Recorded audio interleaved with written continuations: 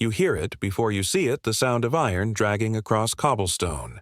A rhythm too slow to be work, too steady to be chance. The air carries the scent of sweat, sea salt, and cumin, the kind of smell that clings to memory. If you're watching from Rome, Delhi, or Buenos Aires, tell us in the comments where you are in the world tonight. It's strange, isn't it?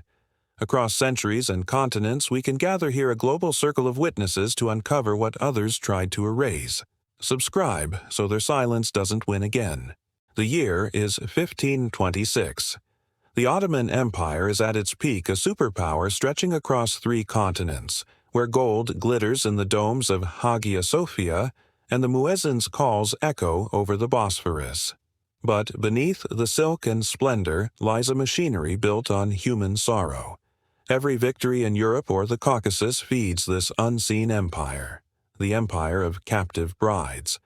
Caravans arrive at the city gates under the banner of triumph, but among the wagons laden with plunder and silver are others filled with breathing spoils, young women, bound and veiled. The soldiers call them ganimet, war prizes. They are tall, pale-skinned girls from the Carpathians, Slavic villagers from the Dniester, dark-eyed Georgians from mountain strongholds. Some walk barefoot, their ankles scarred by shackles. Others are carried in covered carts, the linen flaps drawn tight to keep their faces hidden, not for modesty, but for valuation. An Ottoman chronicler, Mustafa Ali, once wrote that the beauty of the conquered is the reflection of the Sultan's power. His words were both metaphor and policy. The empire didn't just conquer land, it harvested humanity. In border towns like Edirne and Trabzon, auctions began almost immediately after military campaigns ended. Eyewitnesses describe wooden pens filled with frightened captives, each woman tagged with parchment indicating age, origin, and estimated value. A Georgian girl might fetch twice the price of a Bulgarian. Circassian women, prized for their light skin and sharp features, could be worth more than an entire team of horses. The buyers came from everywhere, merchants seeking servants, viziers acquiring gifts for palace officials, and government agents tasked with selecting imperial quality girls for transport to Constantinople. Their methods were cold and exacting. Records from the imperial archives reveal that even the journey itself was calculated. For every 10 captives taken, 2 were expected to die en route, loss accounted for in ledgers beside grain and silver. The route to the capital was known as the Path of the Veiled. It stretched from the mountain passes of the Balkans to the seaports of the Black Sea, winding through forests where even the birds fell silent as the procession passed. When the caravans finally reached Constantinople, the city seemed to absorb them whole. By day, the streets overflowed with spice traders and silk merchants. But in certain quarters near the Aser Pazara, the slave market whispers replaced music. There, under vaulted roofs and arched shadows, buyers inspected their human wares.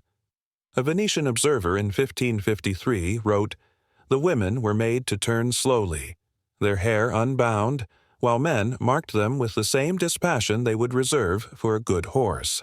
And yet, not all captives were destined for the market floor.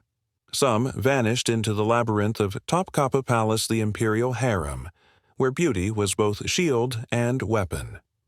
The journey from the auction block to the palace gates was short, but its symbolism immense.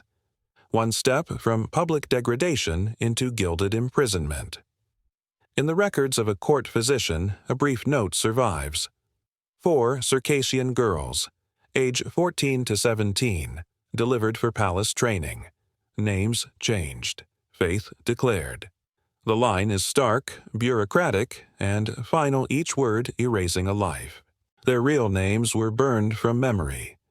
They became Aishi, Layla, or Hurrem, shaped to please the unseen master who would never call them by what their mothers once whispered. What did they think, those girls, as the marble gates closed behind them? Could they still hear the street sounds outside the bells, the merchants, the faint echo of their native tongues fading in the wind? The empire's administrators prided themselves on efficiency. Captives were not random victims of conquest. They were quotas, inventories, projections of value. Documents from the provincial governor's offices mention human tithes, percentages of conquered populations earmarked specifically for palace service. The system was self-sustaining. Every campaign yielded new captives, and every captive fed the myth of the Sultan's divine abundance. But not all stories ended in silence.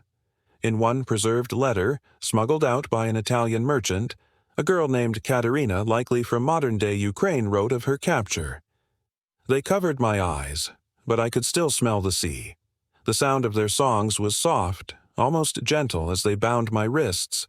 They told me I would live in paradise, but I have not seen the sky since."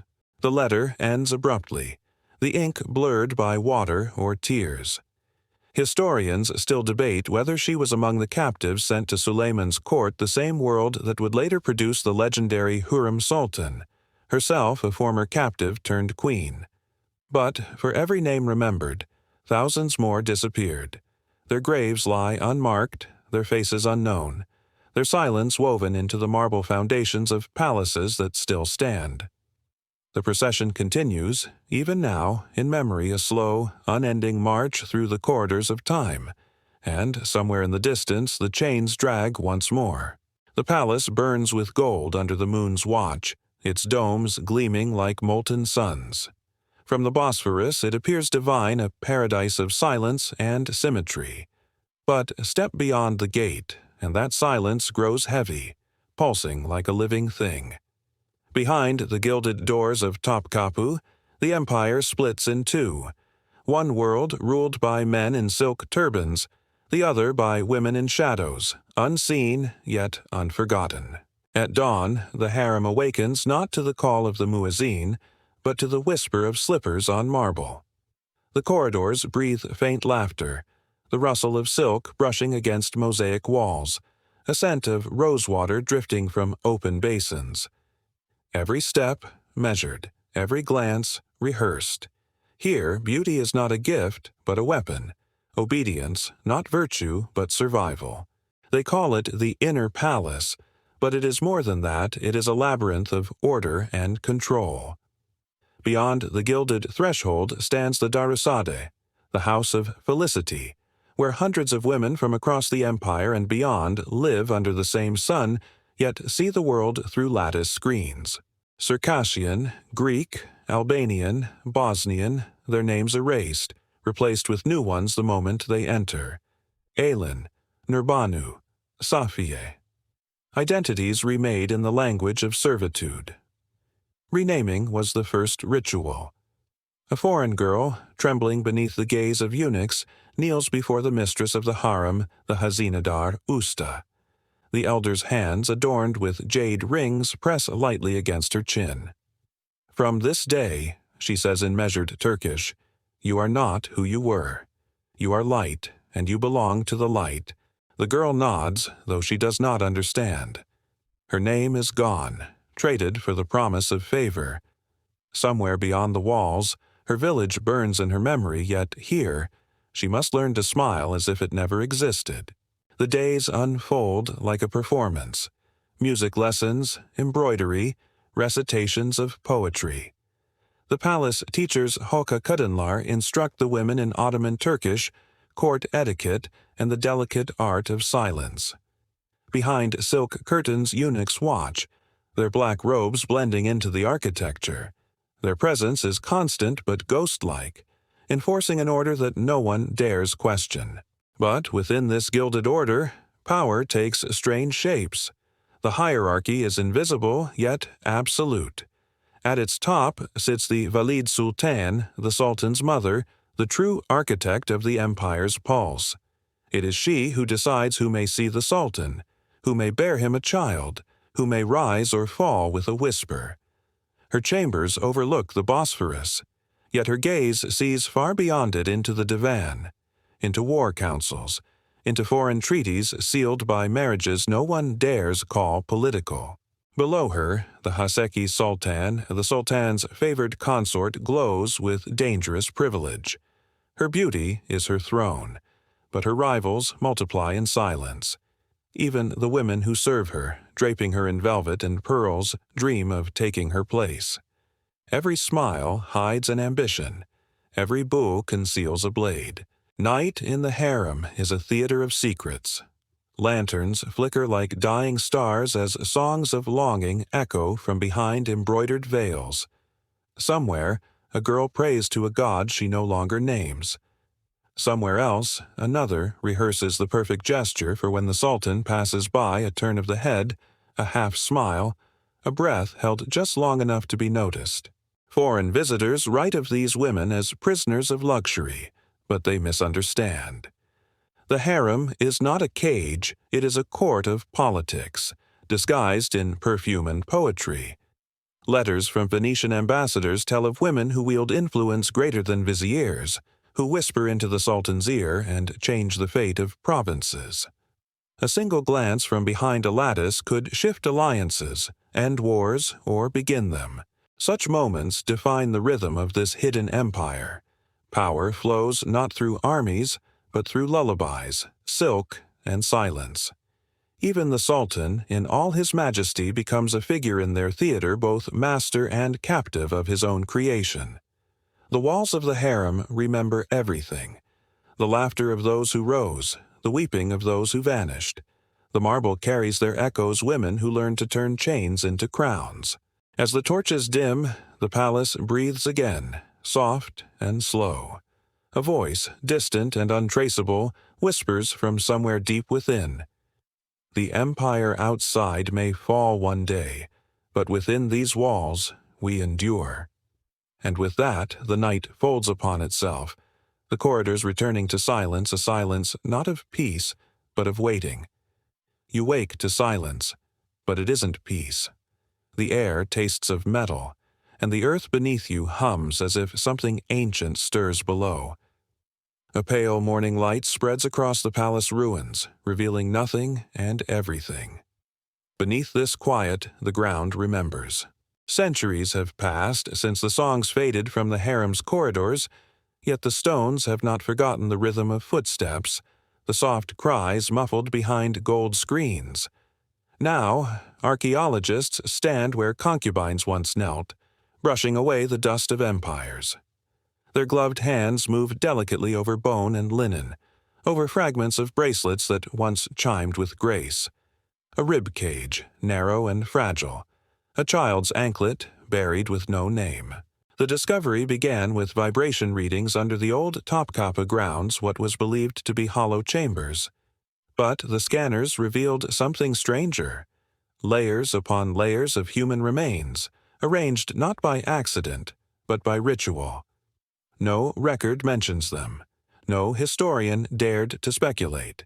And yet here they were, the invisible foundation of an empire built on silence. Dr. Salim Yalchin, the lead archaeologist, speaks softly as if afraid to wake the dead. They were buried together, he says, but not equally. He gestures to a section of smaller graves, bodies aligned like a mosaic of obedience. The richer, more adorned remains rest higher, wrapped in silk fibers long turned to ash. Below them, only dust and bone. The hierarchy, he whispers, followed them even in death. It is a strange kind of justice, the empire that turned women into instruments of pleasure, now reduced to fragments of their bodies catalogued by gloves and labels. But the soil tells a deeper story. DNA samples trace unexpected lineages across continents. Genetic imprints of Circassian women appear in families from Cairo to Belgrade, their descendants unaware of the empire that once claimed their ancestors. Some carry the same cheekbones, the same amber eyes, echoes of lives rewritten but not erased. Yet history does not rest in bones alone. It lingers in song, in the way grandmothers hum lullabies in forgotten languages. In mountain villages of Bosnia, there are still melodies that speak of the white ship that took the daughters away. No one remembers who wrote them, but every generation sings them as if the pain were their own. Letters found in Venetian archives tell of ambassadors who glimpsed women behind lattice screens and described them as living ghosts dressed in sunlight. They wrote of voices that never spoke above a whisper, of faces that never aged in memory. But what of the women themselves? What dreams did they bury beneath the layers of ritual and obedience? What names did they repeat in secret when the torches went out? In Istanbul's Museum of Ottoman Artifacts, a single object draws quiet reverence: a mirror, its silver frame warped with time. Its reflection is dark, opaque, impossible to see through. Once it belonged to a kalfa, a harem tutor, who trained others in decorum and deception. On its back, an engraving in faint Ottoman Turkish reads, "The face fades, the gaze endures." And perhaps that is the truth of the empire's women, their faces erased by time, yet their gaze still shaping the present. Even now, scholars debate how much influence they truly held. Were they victims or architects of their captivity? Were their whispers acts of survival or of defiance? The line between the two blurs with every rediscovered letter, every unearthed bone. In one excavation log, dated 2022, a fragment of silk is catalogued beside a strand of hair preserved in amber. Next to it, a note from the research assistant. Still carries the scent of rose oil. The scent, faint, fleeting, becomes the only thing that feels alive. The archaeologists pause. The air grows heavy again, as though the walls themselves are holding their breath. Night falls over the site. Floodlights illuminate the excavation pits, casting long shadows that stretch toward the Bosphorus. The sea wind carries the distant hum of the city, the sound of horns and engines' modern life rushing forward. Unaware, it treads on the bones of forgotten queens. Dr. Yalchin's assistant kneels, brushing one last layer of dust from a small gilded pendant shaped like an eye. "They wanted to be seen," she says quietly. Even in death, he doesn't answer. The night presses closer. From the open earth comes the faint sound of shifting stones, or perhaps it's just the echo of imagination. But as the camera lingers on the ruins, the voice of the narrator returns, low and measured. Empires fall, archives burn, and tongues forget. Yet memory survives not in monuments, but in the quiet persistence of the unnamed. The women who vanished beneath marble floors now rise in fragments of song, in the bloodlines of strangers, in the silence that no history can fully bury. The wind moves again. Dust drifts across the bones like a shroud. For a moment, the camera catches something, a faint shimmer where the earth meets light, as if a figure passes between worlds. Then, nothing. Only the echo of footsteps that no longer exist and the whisper that history, no matter how deeply buried, never truly sleeps.